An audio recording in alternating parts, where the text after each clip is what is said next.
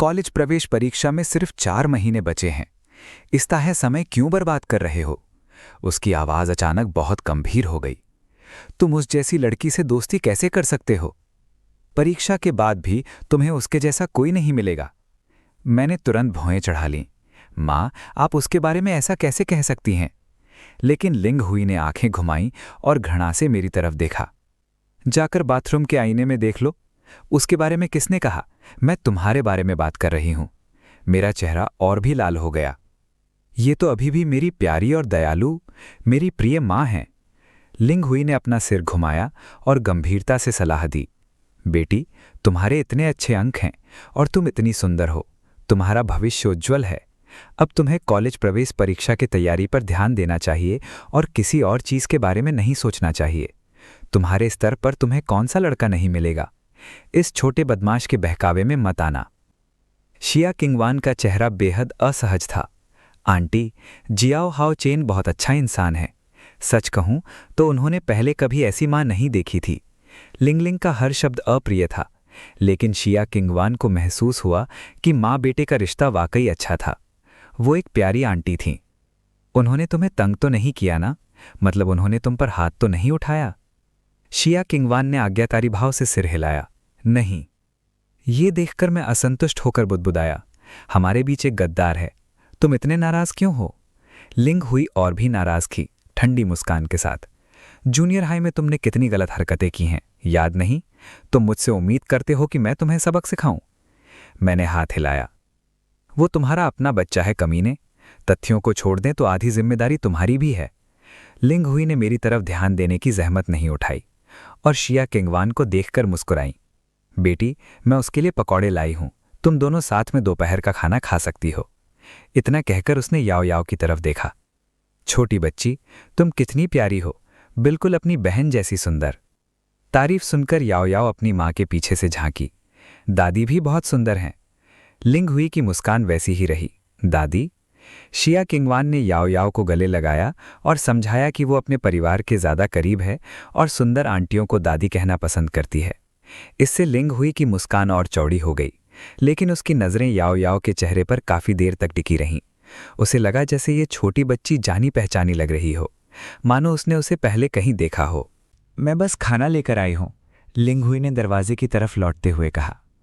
तुम लोग मजे करो, मैं अब वापस जाती हूं।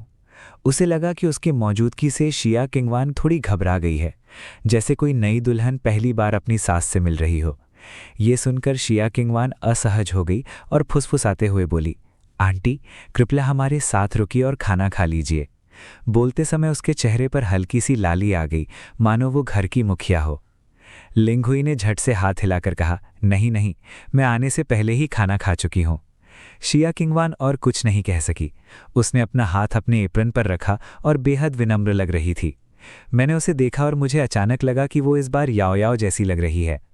तस्वीर में दिख रही शिया किंगवान एक ऐसी सौम्य महिला थी जो तुरंत एक गुणी पत्नी और स्नेहशील माँ का आभास देती थी। फिर मैंने अपने होंठ सिकोड़ लिए। आप अभी अभी आई हैं, इतनी जल्दी क्यों जा रही हैं? मैं तुम्हारे लिए पकौड़ी लाने के लिए इतनी दूर तक आई हूं। अगर तुम मुझसे मिलना चाहो तो मुझे फ़ोन कर देना, मैं जल्दी वापस आ जाऊंगी, लिंग हुई ने सहजता से कहा। तुम सिर्फ एक रात के लिए घर पर हो और सोमवार को तुम्हारी क्लास है। बार बार आना जाना तुम्हारे लिए झंझट भरा है। मैं थोड़ी बेबस हूं, लेकिन क्या तुम्हारा आना तुम्हारे लिए झंझट भरा नहीं है? तुम फिर भी मुझे निर्देश दे रही हो। लिंग हुई कुछ कहना चाहती थी, लेकिन फिर उसे लगा कि ये दिखावा होगा और उसने बस नाक सिकोड़ ली। इतनी सुंदर लड़की तुम्हारी दोस्त है, तुम्हें खुश होना चाहिए, उसे तंग मत करो। मैं उसे तंग कैसे कर सकता हूँ? बोलते बोलते उसने अपने जूते पहनने शुरू कर दिए। मैं तुम्हें छोड़ने चलता हूँ। लिंग हुई ने मना नहीं किया। हालांकि उसका बेटा बालिग हो चुका था, फिर भी वो हाई स्कूल का छात्र था। एक माँ होने के नाते उसके मन में कुछ सवाल तो थे ही। शिया किंगवान ने अपना एप्रन कसकर पकड़ा और फुसफुसाते हुए कहा, अलविदा अंकी। याओ याओ ने अनिच्छा से हाथ हिलाते हुए कहा, अलविदा दादी। दादाजी और दादी जी उसके प्रति बहुत स्नेह रखते थे। कभी कभी जब पापा और मम्मी काम में व्यस्त होते थे तो दादाजी और दादी जी उसकी देखभाल करते थे और उसे रोज स्कूल से लेने जाते थे। लेकिन उस समय दादी जी के बाल काफ़ी सफ़ेद हो गए थे। अब वो बहुत जवान और सुंदर दिखती हैं। अलविदा छोटी बच्ची, लिंग हुई मुस्कुराई। मैंने ज़्यादा ध्यान नहीं दिया। मैं उसके साथ नीचे तक गया। ऐसा लगता था कि उसे कुत्तों से बहुत प्यार है। लेकिन सिर्फ इसलिए कि वो सुंदर है उसे छूने की कोशिश मत करना। मैं मजाक नहीं कर रहा था। उसके किसी अच्छे विश्वविद्यालय में दाखिला मिलने की संभावनाओं को खराब मत करना, समझा? मैं थोड़ा बेबस था। मैं उसे परिसर से बाहर तक छोड़ने गया। बेटा, क्या तुम्हें लगता है कि मैं कोई गुंडा हूं? मैंने तुम्हें भगाया तो नहीं, तो इतनी जल्दी में क्यों हो? लिंग हुई ने कार का दरवाजा खोला और लापरवाही से बोली, क्या मैं पागल हो गई हूं? तुम्हारी सहपाठी यहां खेलने आई है, मैं वहां खड़े होकर क्यों परेशान कर रही हूं? तुम अब बच्चे नहीं हो, तुम्हें पता है क्या करना चाहिए और क्या नहीं। ठीक है, मैं जा रही हूं। इतना कहकर वो शान से गाड़ी चलाकर चली गई।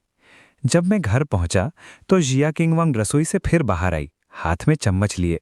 वो अभी भी थोड़ी घबराई हुई लग रही थी। क्या तुम्हारी माँ ने कुछ कहा? मैंने सिर हिलाया। कुछ नहीं। मेरे फोन पर एक नया संदेश आया। महारानी आपको तुरंत 3000 युआन भेजना चाहती हैं। साथ ही ये संदेश भी था, कंजूसी मत करो बड़े साहब, अगर ये काफी ना हो तो मुझे बता देना, मैं उदार हूं। मैंने फोन जिया किंगवान को दे दिया। अपना फोन देखते हुए जिया किंगवान ने देखा कि उसकी माँ ने उसे पैसे भेजे हैं। वो फोन को ध्यान से देखने के लिए पास झुकी। तुम्हारी माँ का क्या मतलब है? उसने भौएं चढ़ाते हुए पूछा। कुछ पल की चुप्पी के बाद उसने फुसफुसाते हुए कहा, लगभग 8 मार्च आ ही गया है, शायद वो चाहती है कि मैं तुम्हारे लिए महिला दिवस का तोहफा खरीदूं। जिया किंगवान ने उसकी बात को नजरअंदाज कर दिया। सच कहूं तो लिंग हुई से मिलना उसकी कल्पना से कुछ अलग था। उसमें माँ या बड़ों जैसा कोई आडंबर नहीं था, जो गुण उसकी सहपाठियों में भी था। अपने मजबूत व्यक्तित्व के साथ शियाओ जिकिंग जिया किंगवान से लगभग पूरी तरह से विपरीत थी। इसलिए जिया किंगवान वास्तव में हमारे रिश्ते से ईर्ष्या करती थी। हालांकि वो जानती थी कि उसे ऐसा नहीं सोचना चाहिए, फिर भी जिया किंगवान के मन में एक अजीब सा ख्याल आया। बहू होना तो काफी सुखद बात होनी चाहिए। जिया किंगवान ने अपने कान के पीछे हाथ फेरा और आत्मविश्वास से उसकी नजरों से ओझल हो गई। चलो पहले खाना खा लेते हैं। सच कहूं तो ये शिया दाशिया हुआ, यानी जिया किंगवान वाकई एक स्वाभाविक पत्नी है। साधारण सामग्री से बने व्यंजन याओ याओ को बेहद खुश कर देते थे। दोपहर के भोजन के बाद मैंने बर्तन धोने का जिम्मा उठाया। जिया किंगवान ने याओ याओ के साथ थोड़ी देर खेली, फिर उसे सुलाने के लिए उसके कमरे में ले गई। जब मैं रसोई से बाहर आया तो जिया किंगवान ने खाना बनाना खत्म कर लिया था और चुपचाप कमरे का दरवाजा बंद कर दिया था। वो सो रही थी, उसकी उंगलियां उठी हुई थी। धीरे बोलो, मैंने कहा, लेकिन मेरे बोलते ही उसका चेहरा अचानक गर्म हो गया। ऐसा नहीं था कि मुझे ये महसूस नहीं हुआ कि दंपत्ति ने बच्चे को सुलाकर किसी गुप्त अंतिमता के लिए दूसरे कमरे में चले गए हैं। मैंने उसके अजीब व्यवहार पर ध्यान नहीं दिया और पूछा, आज दोपहर हम क्या कर रहे हैं? परीक्षा दे रहे हैं। मैं अपना स्कूल बैग भी लाई हूं। पिछले कुछ दिनों में तुमने जो परीक्षाएं दी हैं, मुझे दिखाओ। इतना कहकर शिया किंगवान साफ सुथरी डाइनिंग टेबल पर बैठ गई और अपनी स्कूल बैग से सामान निकालने लगी। मुझे हिलते हुए ना देखकर वो अपनी कलम से टेबल पर थपथपाने लगी। क्या कर रहे हो? उसने कहा। जल्दी करो, मैंने कहा और उसे जांचने के लिए अपना परीक्षा पत्र निकाल दिया। शिया किंगवान ने उसे ध्यान से देखा। जांच पूरी होने के बाद उसके चेहरे पर काफी शांति छा गई। वो समझ गई थी कि मैंने कड़ी मेहनत की है। हालांकि अंग्रेजी का परीक्षा पत्र थोड़ा गंदा था, लेकिन पिछली बार से काफी बेहतर था। फिर उसने गंभीरता से कहा, क्या कोई ऐसा प्रश्न है जो तुमने गलत किया हो और तुम्हें समझ में ना आया हो? मैं तुम्हें समझा सकती हूं। मैं आराम से कुर्सी पर पीछे झुक गया और घमंड से सिर हिलाया। मैं आमतौर पर एक ही गलती दोबारा नहीं दोहराता। शिया किंगवान थोड़ी हैरान थी। तो फिर तुम्हारे नंबर इतने कम क्यों आते हैं? उसने कहा। मेरी माँ को मेरी कोई परवाह नहीं है। घर आते ही मैं गेम खेलता हूँ, आधी रात तक खेलता रहता हूँ, पढ़ाई के लिए समय ही नहीं मिलता। वो सीधी होकर बैठ गई और परीक्षा पत्र पलटने लगी। क्या तुम्हें गेम खेलना पसंद है? मैंने पूछा। ठीक है, बस समय बिताने के लिए। शिया किंगवान एक पल के लिए रुक गई, सोच में डूबी हुई। उसे वो दिन याद आया जब मैं अपना बैग लेकर गेम कंसोल और सीडी बेचने गया था। असल में शायद उसे भी ये चीज़ें बहुत पसंद थी। मैंने उसकी नकल करते हुए जोर से मेज पर हाथ पटका। पढ़ना है या नहीं? अगर देखना है तो देख लो, पढ़ाई को बहाना बनाने की कोई जरूरत नहीं है। शिया किंगवान अपनी सोच से बाहर निकली। उसने भौएं चढ़ाकर मुझे घूरा। तुम्हें कौन देख रहा था? मैं तो बस खोई हुई थी। मैंने 600 से कम अंक पाने वाले किसी को इतना घमंडी कभी नहीं देखा। मुझे लगा जैसे मुझे नीचा दिखाया जा रहा है। कलम पकड़े हुए मैंने झल्लाकर कहा, तुम इंतजार करो, अगली मासिक परीक्षा में मैं तुमसे 4 पायदान आगे हो जाऊंगा। जिया किंगवान को मेरे जानबूझकर कुछ शब्द छोड़ देने पर गुस्सा नहीं आया, बल्कि मज़ा आया। लेकिन मुझे 688 अंक बहुत पसंद है। बोलते हुए जिया किंगवान मुस्कुराए बिना नहीं रह सकीं। उनका मेरे साथ इस तरह मजाक करना बहुत कम होता था। तो मैं तुम्हारे मुझसे 4 पायदान आगे होने का इंतजार करूंगी, ऐसा कहकर फिर नाकाम मत होना। जिया किंगवान रुक रुक कर हर शब्द पर जोर दे रही थीं। एक बड़े आदमी को 688 अंक सुनते ही मैं तुरंत आज्ञाकारी हो जाता हूं। इसके बाद जिया किंगवान ने मेरे साथ मजाक करना बंद कर दिया और गंभीरता से उन सवालों के जवाब दिए जो मैंने गलत दिए थे। हालांकि वो एक होशियार छात्रा थीं, फिर भी बहुत धैर्यवान थीं। इसी तरह शिया खेंगवान को भी एहसास हुआ कि मैं बढ़ा चढ़ाकर नहीं बोल रहा था। मेरी समझ अविश्वसनीय रूप से तीव्र थी और मेरी याददाश्त अद्भुत थी। जब हमें होश आया तो दीवार घड़ी में शाम के 7 बज चुके थे। इस समय याओलाओ ने अपनी आंखें मलते हुए अपने कमरे से बाहर आई। शिया खेंगवान को अपना स्कूल बैग पैक करते देख उसने नींद में पूछा, मम्मी आप कहाँ जा रही हैं? शिया खेंगवान ने उसके गालों को चुटकी से दबाया। मम्मी को घर जाना है। मैं याओ याओ और पापा से बिस्तर के लिए झगड़ा नहीं कर सकती। याओ याओ ने उदास होकर कहा, मुझे लगा था कि आज मम्मी याओ याओ को गोद में लेकर सुलाएंगी। अच्छा हुआ पापा यहाँ है, मम्मी अगली बार आपसे मिलने आएंगी। लेकिन एक बार मम्मी वापस चली गई तो याओ याओ बहुत लंबे समय तक दूर रहेगी। ये कहकर याओ याओ ने अपने सख्त गोल मटोल गाल अपनी माँ की बाहों में छिपा लिए। याओ याओ को अपनी माँ की बाहों में रहना बहुत अच्छा लगता था। शिया खेंगवान ने अपने होंठ से कोड़े। साफ तौर पर उनका दिल नरम पड़ गया था। कोमल खुशबूदार याओ याओ को गोद में लेकर सोना कितना सुकून भरा होगा। और मैंने तो कल ही उससे वादा किया था कि मैं उसके साथ कुछ अच्छा समय बिताऊंगी। इस हफ्ते मेरी सौतेली माँ और सौतेली बहन यहाँ नहीं है और उसके बाद शायद मुझे ये मौका फिर कभी न मिले। मैं अपने फ़ोन पर खेल रहा था, लेकिन मैंने ऊपर देखे बिना नहीं रह सका। याओ प्यारी? नहीं, याओ याओ मम्मी के साथ सोना चाहती है। मैं एक लड़का हूँ। शिया खेंगवान हिचकिचाईं। क्या उसका तुम्हारे घर में रहना ठीक नहीं है? उन्हें इस बात की कोई चिंता नहीं थी कि मैं क्या करूँगी। पता नहीं क्यों, लेकिन साथ में इतना समय बिताने के बाद उन्हें मुझ पर बहुत भरोसा हो गया है। मैंने उन्हें हैरानी से देखा। उनकी आवाज़ थोड़ी नरम पड़ गई थी। ये ठीक नहीं है। वैसे भी हमारे पास सिर्फ एक ही बिस्तर है। जल्दी घर आओ, अगर देर हो गई तो मुझे तुम्हें घर छोड़ना पड़ेगा। तो आज रात। शिया खेंगवान ने अपने होंठ दबाए, अपनी बाहों में याओ याओ को देखते हुए। याओ याओ ने बिल्कुल सही समय पर दबी आवाज़ में शिकायत की, मम्मी सबसे अच्छी हैं। तो आज रात। शिया खेंगवान रुक गई और मेरी तरफ देखने लगी। लिविंग रूम तुम्हारा है। ये देखकर मेरा चेहरा उतर गया। हमारी अभी शादी भी नहीं हुई है और वो अभी से बाथरूम में सोना चाहती हैं। लिविंग रूम में सोना मैं बर्दाश्त नहीं कर सकती। इसलिए मैंने मुंह बनाकर कहा, अगर आधी रात को तुम्हारा खुद पर काबू ना रहा और तुम कुछ गलत करना चाहो तो? मम्मी ने आज मना किया है कि मुझे मत छूना। क्या तुम्हारी मम्मी ने सच में यही कहा? शिया किंगवान के बारे में सोचते हुए और फिर मेरी 1.79 मीटर की लंबाई देखकर उसे लगा कि ये कुछ ज़्यादा ही है। क्या मैं तुम्हें मजबूर कर सकता हूँ? मेरा चेहरा एकदम लाल होते देख उसने काफ़ी देर तक सोचा और फिर आखिरकार कहा, क्या याओ याओ तुम्हारी मदद के लिए नहीं है? याओ याओ और मैं मिलकर तुम्हें मजबूर कर सकते हैं। शिया किंगवान को लगा जैसे मैंने उसे बहका दिया हो और याओ याओ ने देखा कि मैं उसका मजाक किरकिरा करना चाहता हूं तो वो घबरा गई और मुझ पर चिल्लाई, पापा मम्मी को तंग मत करो। मैंने कुछ नहीं कहा।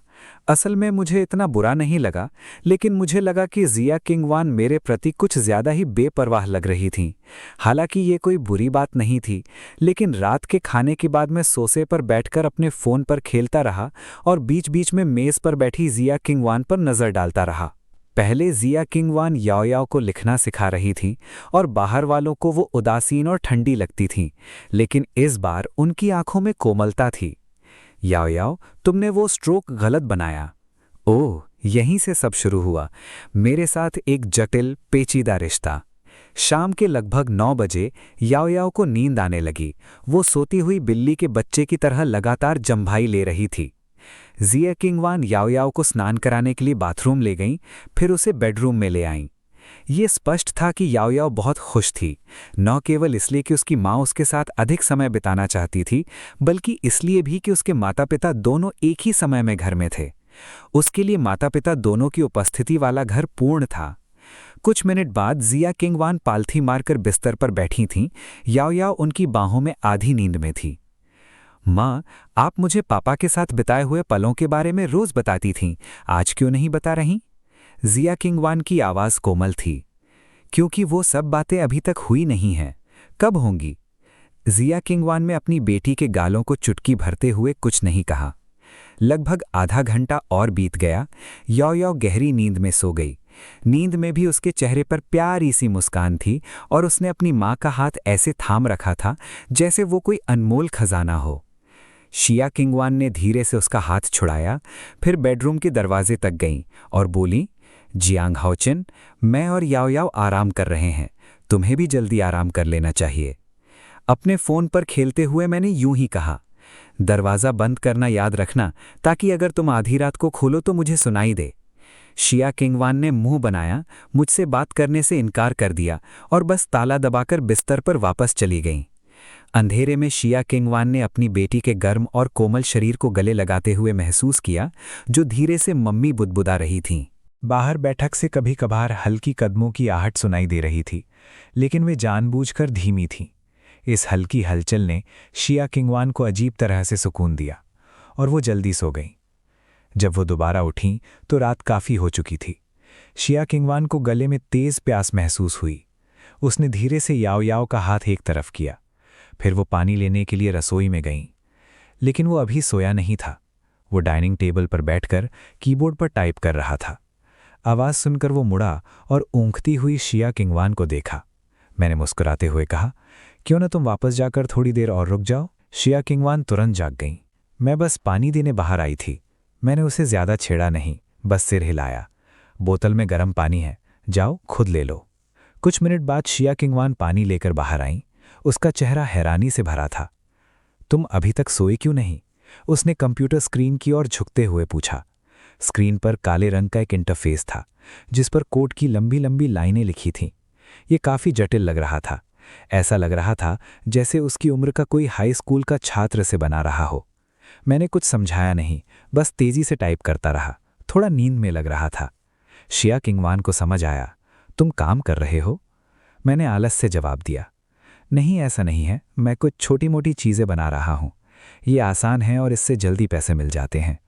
वैसे भी याओ याओ की स्कूल की फ़ीस बहुत ज़्यादा है। शिया किंगवान दंग रह गई। कंप्यूटर स्क्रीन की रोशनी उसकी आंखों में चुभ रही थी, जिससे वो थोड़ी हैरान लग रही थी। ये पहली बार था जब उसे लगा कि दो अलग अलग समयों के बीच का लंबा अंतराल सचमुच गायब हो गया है। हालांकि मेरा चेहरा साफ तौर पर जवान दिख रहा था, फिर भी एक पल के लिए उसे लगा कि मैं सचमुच याओ याओ की तस्वीर में दिख रहे अधेड़ उम्र के आदमी से मिलता जुलता हूँ। होश में आते ही उसने तुरंत हाथ बढ़ाकर मेरे कीबोर्ड पर उंगलियां रख दी। काफ़ी देर हो गई है, पहले जाकर आराम कर लो। वो मुझ पर हंस पड़ी, तुम बाद में सोना। शिया किंगवान ने होंठ सिकोड़ते हुए कहा, याओ याओ भी मेरी बेटी है। जब वो स्कूल जाने लगेगी तो मैं परिवार का खर्चा उठाऊंगी, तब मैं तुम्हारा कर्ज ज़रूर चुका दूंगी। ये सुनकर मैं थोड़ा हैरान रह गया। परिवार का खर्चा उठाने का मतलब याओ याओ का खर्चा उठाना है ना? क्या तुम मेरा खर्चा भी उठाओगी? मैंने समय देखा और पाया कि काफ़ी देर हो चुकी थी। मैंने कंप्यूटर बंद किया और उठ खड़ा हुआ। ठीक है, सो जाओ। लेकिन शिया, तुम्हें भविष्य में और पैसे कमाने होंगे।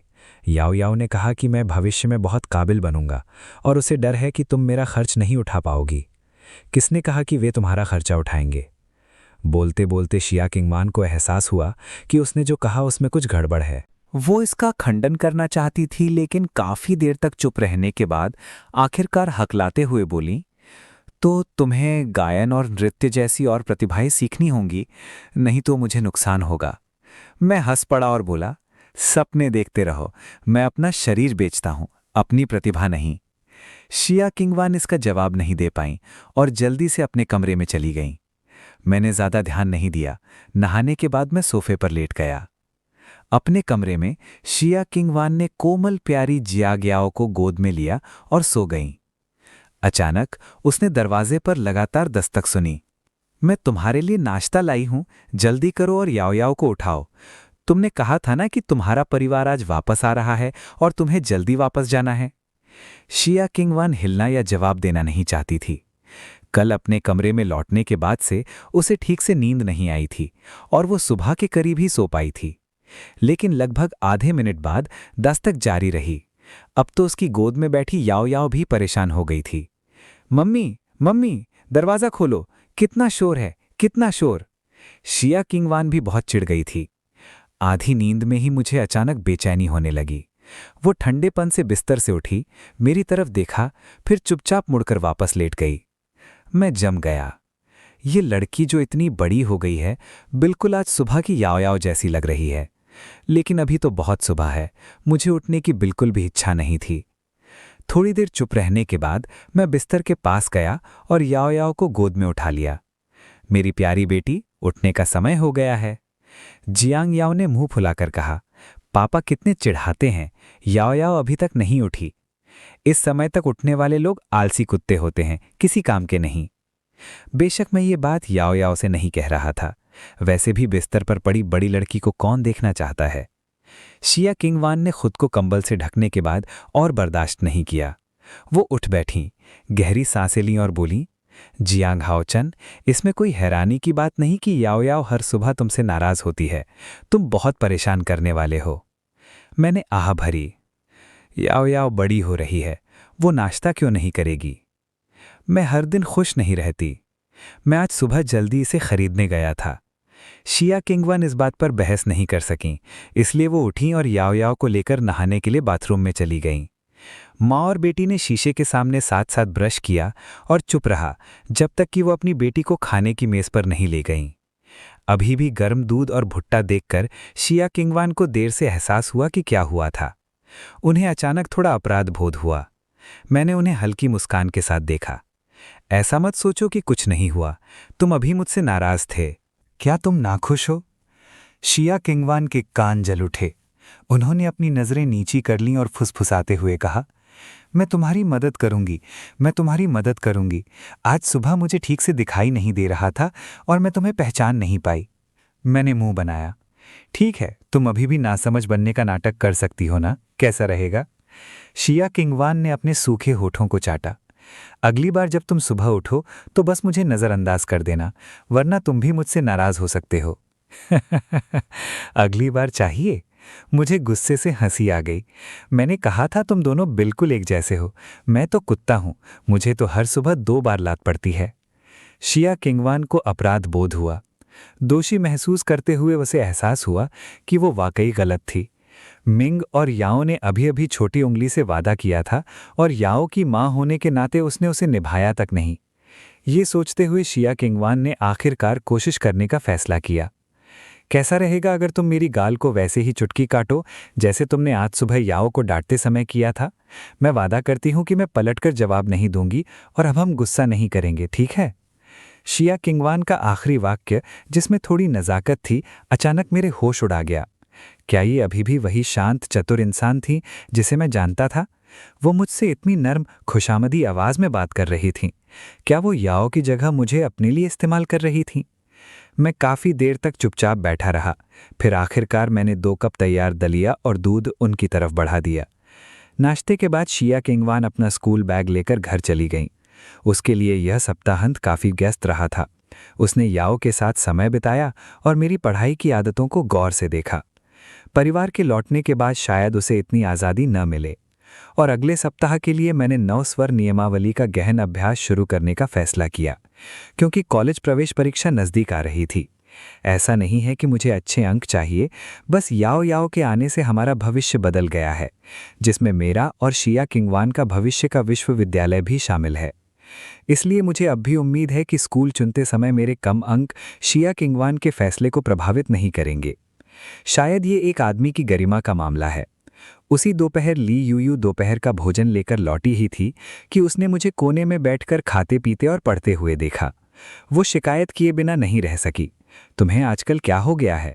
पहले तो मैं मना भी करती थी, तुम पढ़ाई करने से इनकार कर देते थे, अचानक अंग्रेजी क्यों पढ़ रहे हो?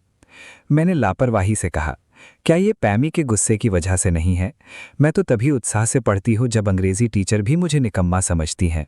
ली यूयू ने आंखें घुमाई, फिर अपनी नोटबुक निकाली और मेरी नकल करने लगी। यूयू, मैं तुमसे हमेशा कुछ पूछना चाहता था। जब हमारी कक्षाएं अलग अलग हुईं तो तुमने मानविकी क्यों नहीं चुनी? ली यूयू कुछ नहीं बोली, बस चुपचाप खाती और पढ़ती रही। उसे पता था कि वो हर मामले में थोड़ी धीमी है। रसायन विज्ञान पढ़ना उसके लिए और टीचर के लिए यातना जैसा था। अचानक चेन हाउ की आवाज़ सुनाई दी। तुम दोनों यहाँ क्यों खा रहे हो? मैंने उसकी तरफ देखा लेकिन कुछ नहीं कहा। उसके पीछे बड़ी बड़ी चमकीली आंखों वाली एक लड़की खड़ी थी जो खुश मिजाज और प्यारी लग रही थी।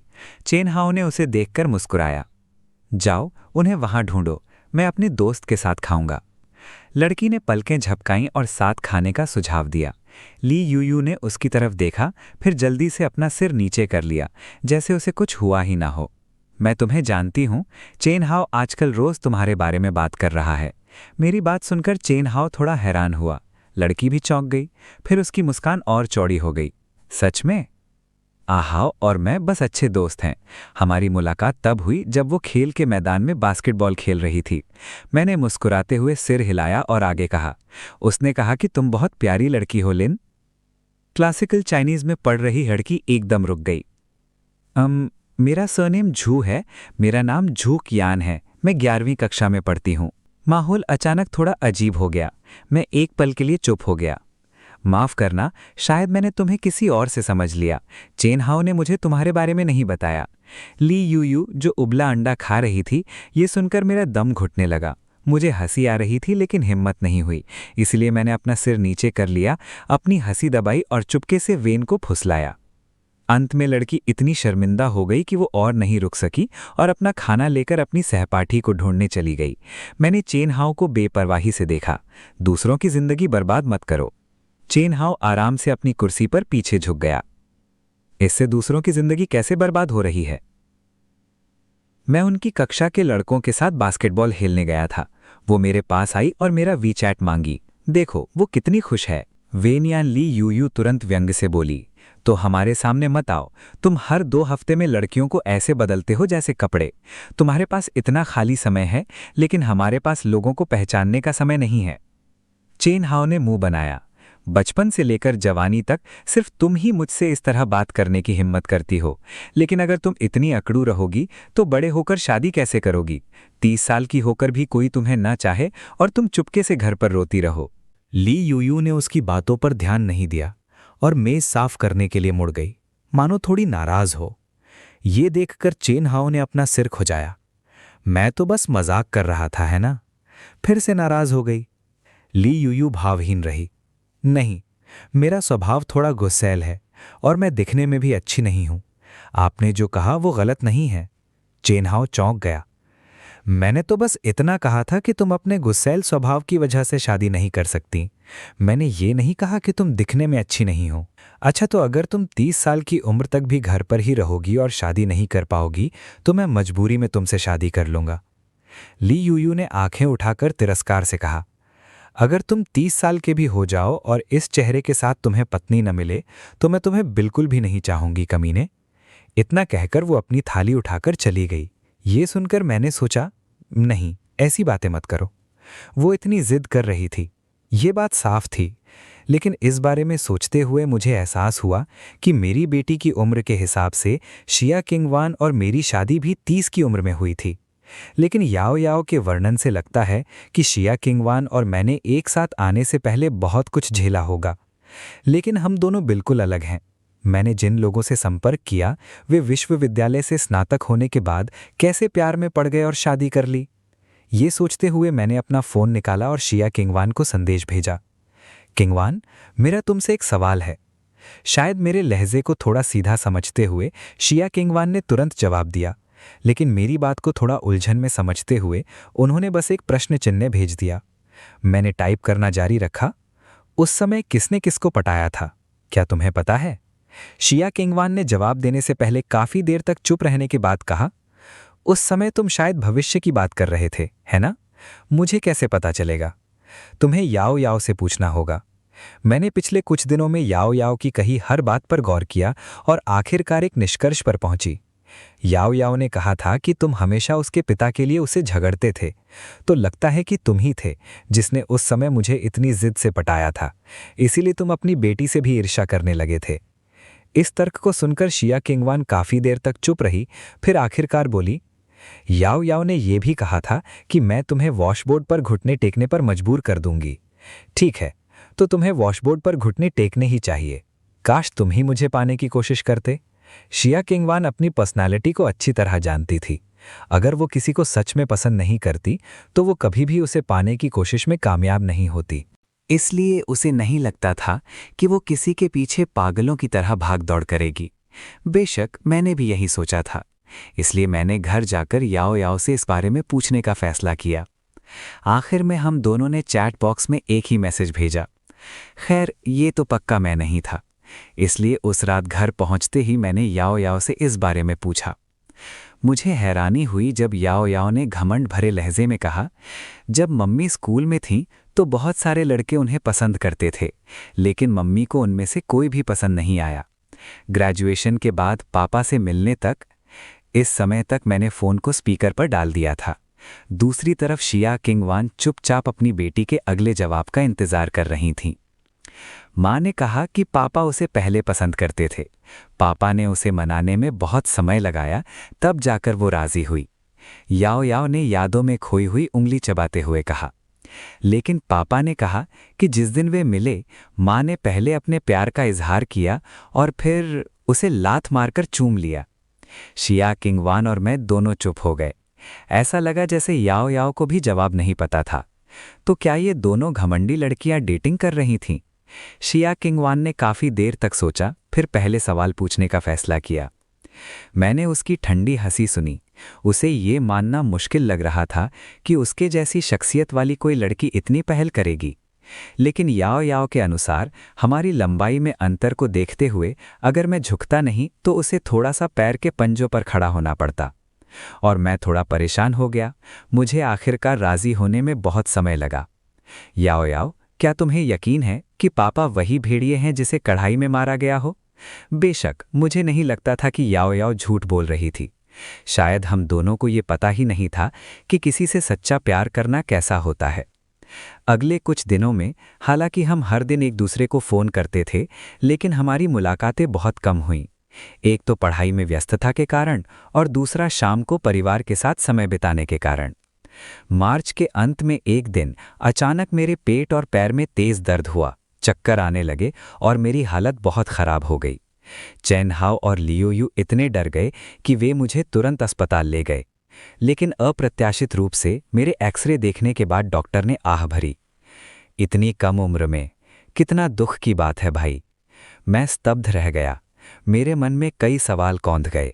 डॉक्टर ने धीरे से मुस्कुराते हुए कहा, भाई चिंता मत करो, ये सिर्फ एक्यूट साइनोसिस है। भाई ये अच्छी बात है।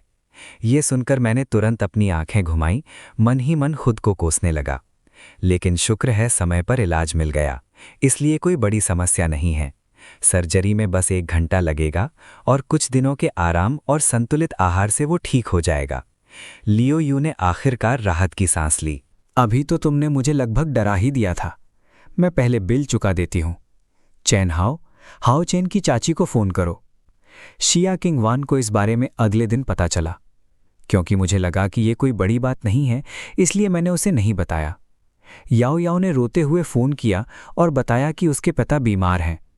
क्योंकि याओ याओ रो रही थी और ठीक से समझा नहीं पा रही थी, शिया किंगवान का दिल बैठ गया और उसकी सांसें थोड़ी फूल गईं।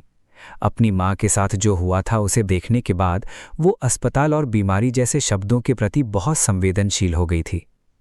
अस्पताल का पता चलने पर उसने स्कूल खत्म होते ही टैक्सी बुलाई और वहां पहुंच गई। साधारण से वार्ड में याओ याओ बिस्तर के पास लेटा हुआ मेरा हाथ पकड़े हुए रोने से उसकी आवाज़ बैठ गई थी। मैंने उसके गालों को चुटकी काटी। याओ याओ, अच्छी बच्ची बनो, रोना मत, पापा ठीक हैं। तभी जियांग लिंगलिंग बाहर से एक वॉश बेसिन लेकर अंदर आई। याओ याओ के रोने की आवाज़ सुनकर वो भी रोने लगी।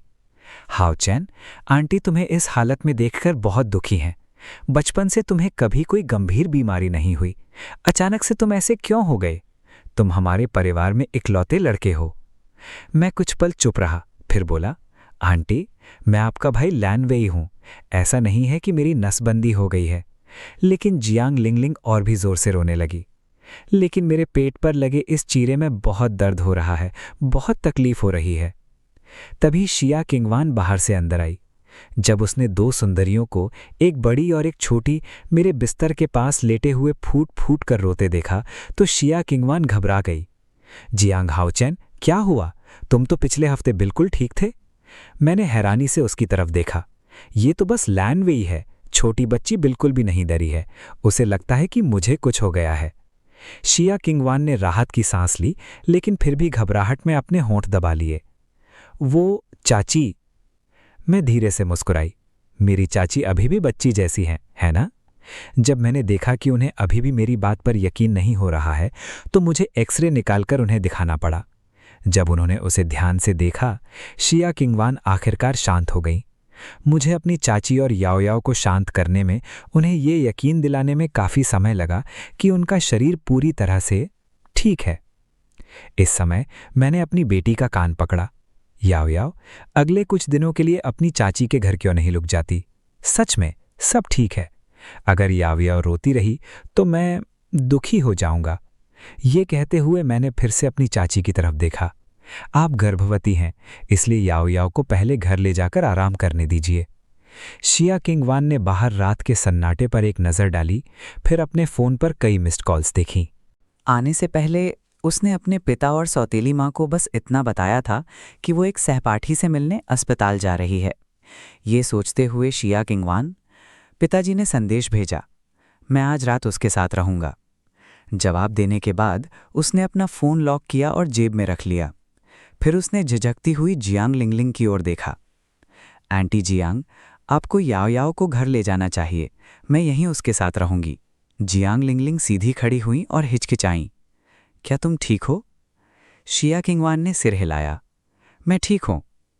अगर मैं उसके साथ रहूँगी तो याओ याओ को आराम महसूस होगा।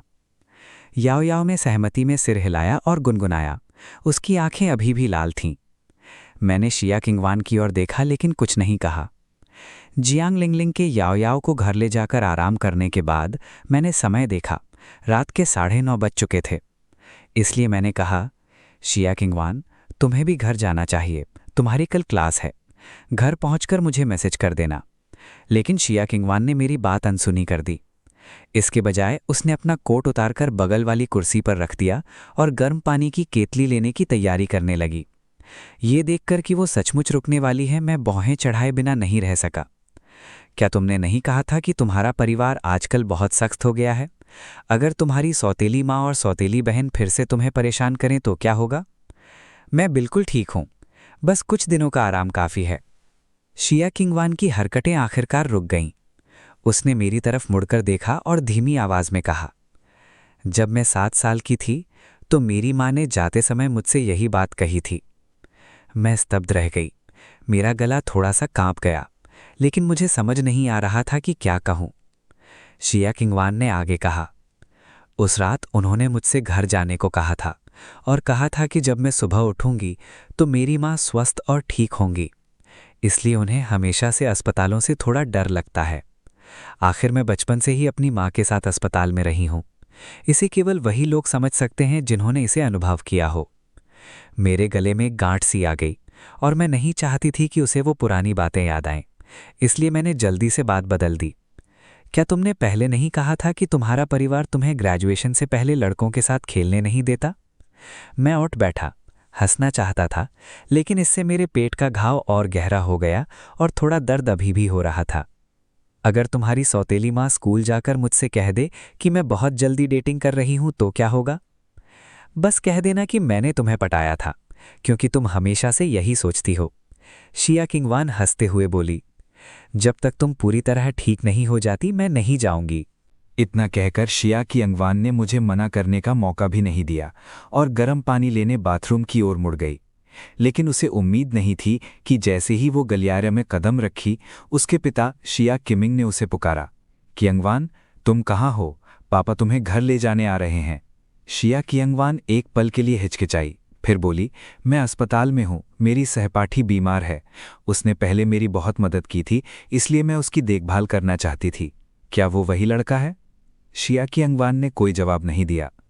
हट्टे कट्टे शिया किमिंग ने धैर्यपूर्वक उसे समझाया, लेकिन ये एक छात्रा को नहीं करना चाहिए।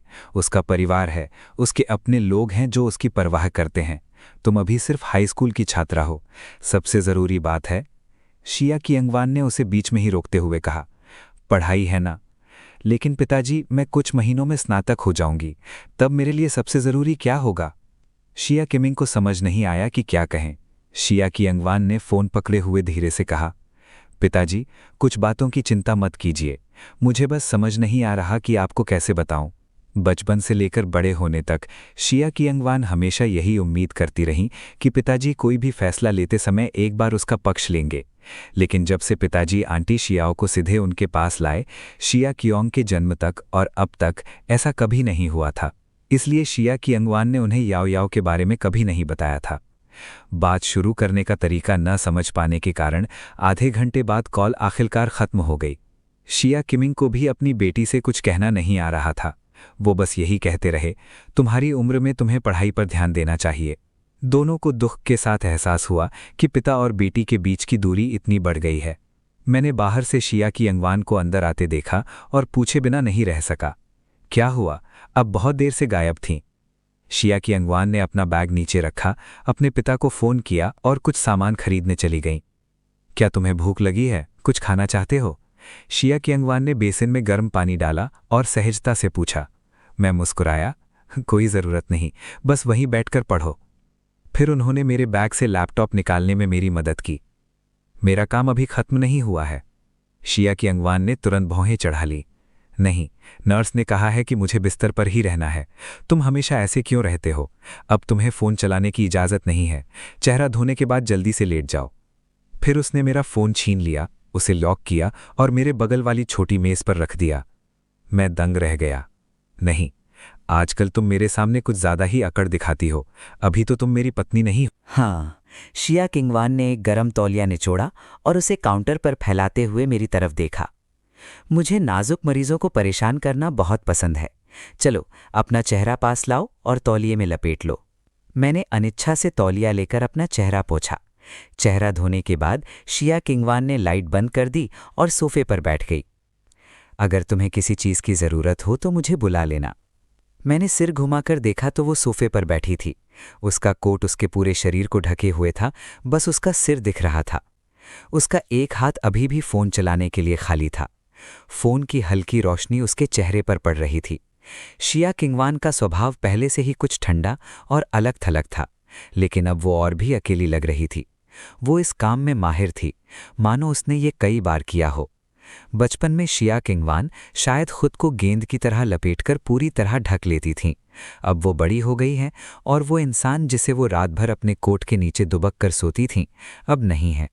ये सोचकर मेरा गला भर आया।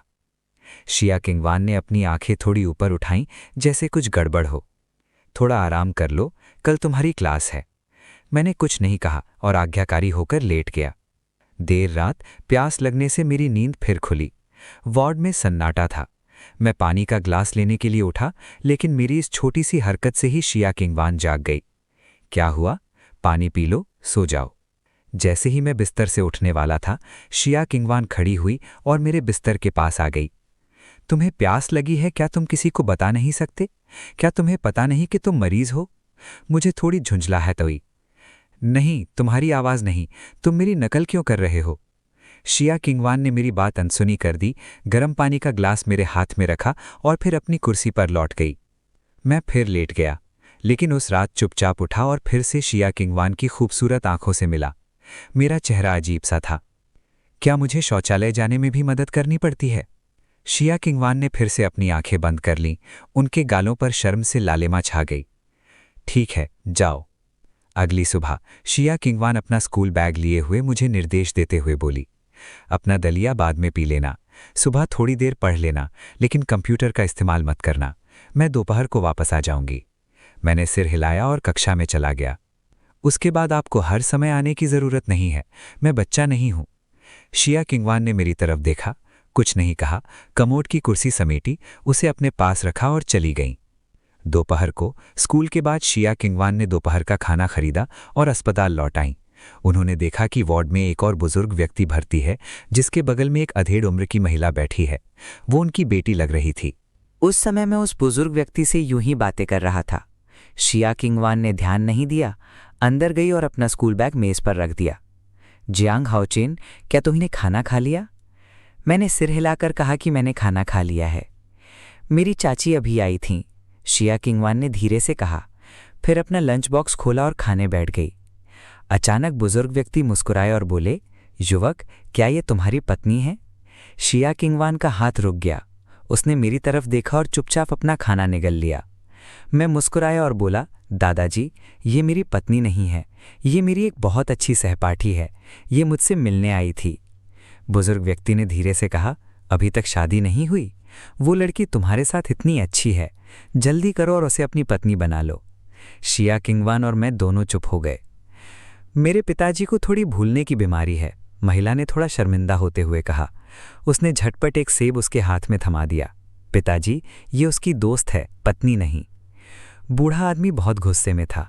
तुम्हें तो भूलने की बीमारी है, तुम्हारे पूरे परिवार को भूलने की बीमारी है। मैं तो एक नज़र में ही बता सकता हूं कि ये लड़की उसकी पत्नी है। नहीं, शिया किंगवान ने फिर भी बहस करने की कोशिश की, लेकिन बूढ़ा आदमी सुनने को तैयार नहीं था। उसे पूरा यकीन था कि वे दोनों पति पत्नी हैं और वो बिस्तर पर बैठकर मूर्खतापूर्ण मुस्कुराहट बिखेर रहा था। तुम दोनों की शादी कब हुई? मैं कुछ हद तक बेबस था। दादाजी, हम अभी बच्चे हैं। बूढ़े आदमी ने सिर हिलाया और कहा, हाँ, अब बच्चा पैदा करने का समय आ गया है। अगर तुम्हारा रिश्ता स्थिर है तो जल्दी करो और एक बड़ा स्वस्थ बेटा पाओ। शिया किंगवान और बर्दाश्त नहीं कर सकी। वो समझाना चाहती थी, लेकिन उसे लगा कि इसका कोई मतलब नहीं होगा।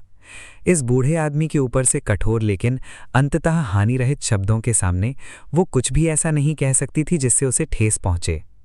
आखिरकार वो बस एक उबला अंडा मुंह में ठूंस कर बोली, कौन उसे एक बड़ा स्वस्थ बेटा देना चाहता है?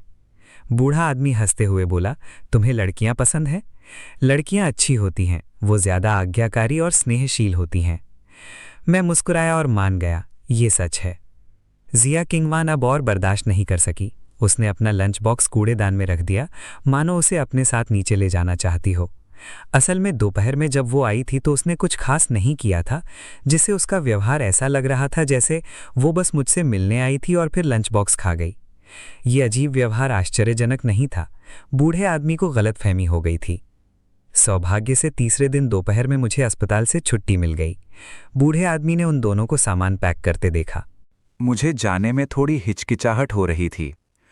तुम दोनों एक दूसरे का अच्छे से ख्याल रखना, वापस जाते ही बच्चा पैदा कर लेना। 2 दिन तक ताने सुनने के बाद जिया किंगवान आखिरकार और चुप नहीं रह सकीं। नहीं साहब, ताने मारना बंद कीजिए, वापस जाते ही हम तलाक ले लेंगे। बूढ़ा आदमी तुरंत शांत हो गया। ये देखकर मुझे हंसी आ रही थी, लेकिन मेरे पेट में अभी भी दर्द था और सांस रोके रखना भी थोड़ा मुश्किल था। फिर भी उसकी ये बात सुनकर अजीब लगा। अस्पताल से निकलने के बाद मेरे मना करने के बावजूद जिया किंगवान मुझे घर ले जाने पर अड़ी रही। आधे घंटे बाद जिया किंगवान ने अपने बैग से एक बड़ा सा नोट निकाला और उस पर कुछ लिखते हुए ध्यान से अपना फ़ोन देखने लगी। मैं सोफे पर लेटा हुआ हैरान था। आप क्या कर रही हैं? जिया किंगवान ने जवाब दिया, सावधानी, आजकल आपको कुछ भी ठंडा, मसालेदार या तैलीय नहीं खाना है। संक्षेप में, सभी उत्तेजक खाद्य पदार्थ सख्त वर्जित हैं। मैं इसे दरवाजे के रसोई के दरवाजे पर चिपका दूंगी ताकि दरवाज़ा खोलते ही आपको ये दिख जाए। फिर जिया किंगवान ने थोड़ी देर सोचा और एक और नोट कंप्यूटर स्क्रीन के ऊपरी बाएं कोने पर चिपका दिया। आधी रात के बाद कंप्यूटर का इस्तेमाल नहीं करना है। जिया किंगवान जो भी महत्वपूर्ण समझती उसे लिखती और किसी प्रमुख स्थान पर चिपका देती। उसे इधर उधर घूमते हुए नोट्स चिपकाते देख मैं कुछ देर के लिए सोच में डूब गया था। दरअसल मुझे समय के विस्थापन का आभास हो रहा था। शायद 10-20 साल बाद मैं रोज़ यही दृश्य देखूं, लेकिन उस दूर की दुनिया में जिया किंगवान और मेरा क्या होगा? शायद कभी कभी हमारे इस सुखद जीवन में एक हल्का सा अफसोस भी उठेगा, एक दूसरे के सबसे अच्छे पलों को न जी पाने का और जवानी के पलों को कभी न जी पाने का। जब मुझे होश आया तो जिया किंगवान अपना बैग लिए मेरे सामने खड़ी थी, जाने के लिए तैयार। क्या तुम अभी मेरी बात सुन रहे थे? मैंने ईमानदारी से सिर हिलाया, नहीं। जिया किंगवान ने आह भरी, अपनी जेब से एक और नोट निकाला, जल्दी से हथेली से कुछ शब्द लिखे और फिर उसे फाड़ दिया। मैं इसे यहाँ चिपका देती हूँ। तभी मुझे अपने चेहरे पर कुछ ठंडा सा स्पर्श महसूस हुआ और एक नोट मेरे गाल पर चिपक गया। जिया किंगवान अपना बैग लेकर दरवाजे की ओर चल पड़ी। मैं पहले वापस जा रही हूँ, इसके बाद ज़्यादा कुछ करने को नहीं है। मैं शायद जल्दी नहीं आ पाऊंगी, तुम्हें अपना ख्याल रखना होगा। मैं रुका, फिर मैंने फेस मास्क हटाया। उस पर लिखावट साफ और सुंदर थी। देर रात तक जागना नहीं, कुछ भी उल्टा सीधा खाना नहीं, दोबारा बीमार नहीं पड़ना। विस्मय चिन्ह के अलावा फेस मास्क के निचले दाहिने कोने में उसने सरल रेखाओं से एक खरगोश का सिर बनाया था, जिसके 2 कान खड़े थे जो काफी गुस्से में लग रहे थे। जब जिया किंगवान सिर झुकाकर जूते पहन रही थी, तभी उसे पीछे से मेरी हंसी सुनाई दी। सच में वो बिल्कुल उसकी तरह दिखती है। शिया किंगवान को समझ नहीं आया कि मैं किस बात पर हंस रहा हूं। 1-2 पल बाद उसने कहा, मुझे भी लगता है कि मैं तुम्हारी माँ जैसी दिखती हूं। मेरी माँ इतनी ध्यान देने वाली नहीं है, मैंने हंसते हुए शांत भाव से कहा। मेरा मतलब है, वो सच में मेरी पत्नी जैसी दिखती है। शिया किंगवान का चेहरा तुरंत लाल हो गया। असल में उसे लगा कि उसके व्यवहार में कुछ तो गड़बड़ है, लेकिन उसे इसे ठीक से नकारना था। इसलिए उसने घृणा से अपने होंठ सिकोड़ लिए। कौन सी पत्नी? तुम्हारी हालत तो कुछ वैसी ही लग रही है। वो बूढ़ा आदमी बिल्कुल तुम्हारी तरह दिखता है। क्या तुम्हें भी थोड़ी बहुत भूलने की बीमारी हो रही है? समय कितनी जल्दी बीत जाता है। मार्च का महीना भी बीत गया। एक छोटी मोटी बीमारी ने मेरी जिंदगी पर कोई असर नहीं डाला। मैं रोज की तरह स्कूल जाता और आता था और शाम को याओ याओ को लेने जाता था। शिया किंगवान कम आती थी, लेकिन जब भी मैं फ्रिज खोलता, उस पर मेडिकल रिपोर्ट चिपकी हुई दिखती थी। उस दिन जब मैं हमेशा की तरह याओ याओ को लेने गई, तो जियांग लिंगलिंग ने अचानक मुझे स्कूल यूनिफॉर्म और बैज का एक सेट थमा दिया और कहा कि उसने स्कूल में किसी की मदद ली है, कुछ जुगाड़ करके याओ याओ दूसरे बच्चों के साथ क्लास अटेंड कर सकती है। मेरा चेहरा खुशी से चमक उठा। सच में? जियांग लिंगलिंग ने सिर हिलाया। लेकिन ये सिर्फ कुछ समय के लिए है, कुछ महीनों से फर्क नहीं पड़ेगा। अगले कुछ सालों में इसका असर छोटी बच्ची के भविष्य पर पड़ सकता है। मेरी चाची का मतलब बिल्कुल साफ था। हमें गर्मी की छुट्टियों के खत्म होने से पहले बच्ची की पहचान से जुड़ी समस्या को सुलझाने की कोशिश करनी चाहिए, ताकि वो सितंबर में स्कूल शुरू कर सके। तो मैं नीचे बैठ गया और अपनी बेटी से पूछा, याओ याओ, क्या तुम स्कूल जाना चाहती हो? हाँ, याओ याओ ने पलकें झपकाईं। पुनर्जन्म और शरीर परिवर्तन के दौर से गुजरने के बाद उसने बहुत देर तक सोचा। उसका दिमाग अभी भी धुंधला था और उसे अस्पष्ट रूप से समझ में आया कि वो दूसरे बच्चों से अलग है। ये एक बहुत ही महत्वपूर्ण रहस्य था और वो अपने माता पिता के अलावा किसी को नहीं बता सकती थी।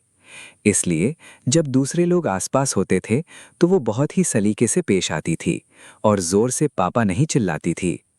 अगले दिन जियांग लिंगलिंग ने जियांग याओ के लिए चाओयांग प्राथमिक विद्यालय में दूसरी कक्षा में एक ऑडिटर के रूप में जाने की व्यवस्था की। क्योंकि वो सुंदर थी और उसका व्यक्तित्व हंसमुख और मिलनसार था, कक्षा के सभी बच्चे उसके साथ खेलना पसंद करते थे।